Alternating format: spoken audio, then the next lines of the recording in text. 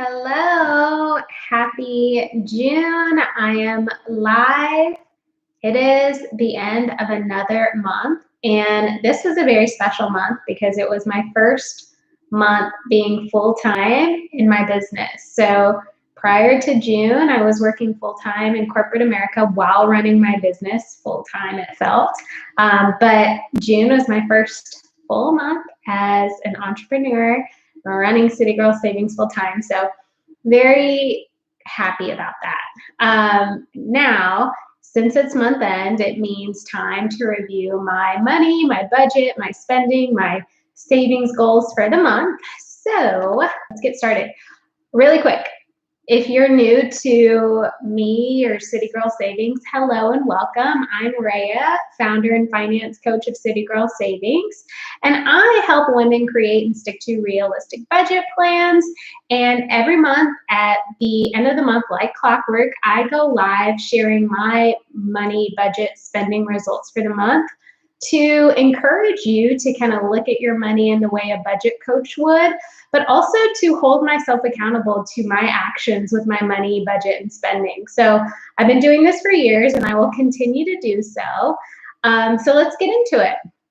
So as I mentioned, June was my first month full-time in my business, so not having that corporate America paycheck.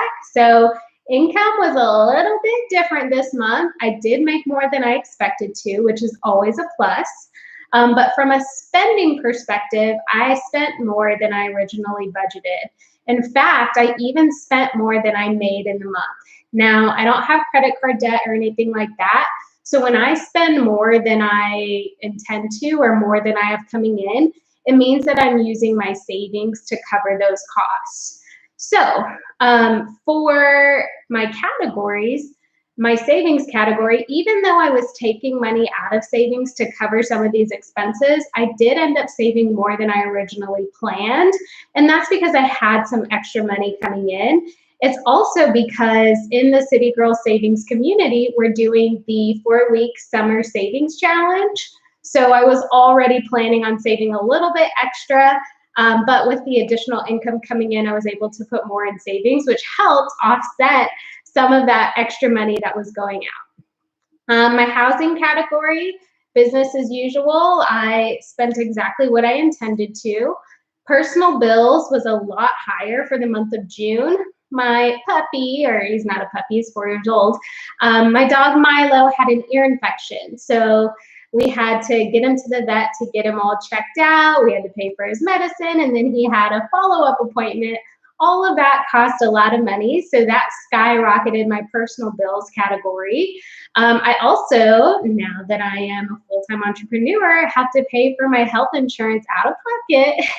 So that was a large bill that I had to pay this month. Moving on to my grocery category, business as usual, spent exactly what I planned to.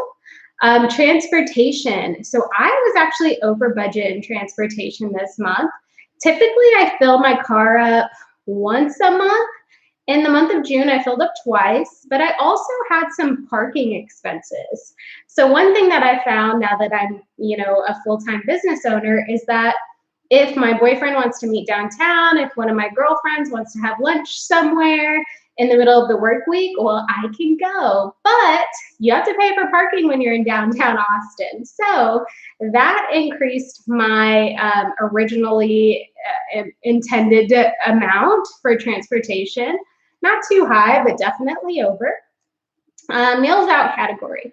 I was over budget here. And at the end of May, I specifically said I wanted to be better in this category. So I did spend a little bit less in this category than I did last month, but I was still over budget. So that's something that I do have to work on. I did not donate this month. I'm just now realizing I didn't donate. So I'll probably up my donations or tie to charity next month to offset that. Fun spending. I definitely spent more than I intended to here. And once again, this is a common trend. But I will say that I had an extra cost. I got my mom her Mother's Day gift a little bit late because I was out of town last month. So that cost is in here. And let's see, just a few other things that were non-necessities that I do need to be a bit more mindful of next month. I will say this was another category that I was trying to be better in the month of June, and I did do a lot better than last month, so that's good. But July is really going to be one of those months where I buckle down and get it together. In August, I'm going to Costa Rica, so I really need to just like slow my roll for a little bit and accumulate some money in my accounts to enjoy that trip.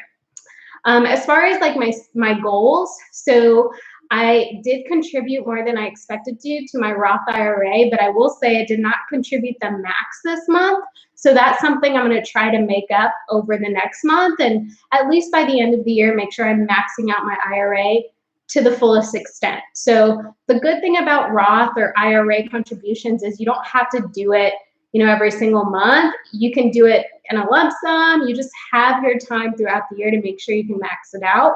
So I'm very structured. I like knowing that $500 a month will get me to my annual contribution limit, but I need to be flexible in what I contribute every month. So a little bit behind there, but I can make it up.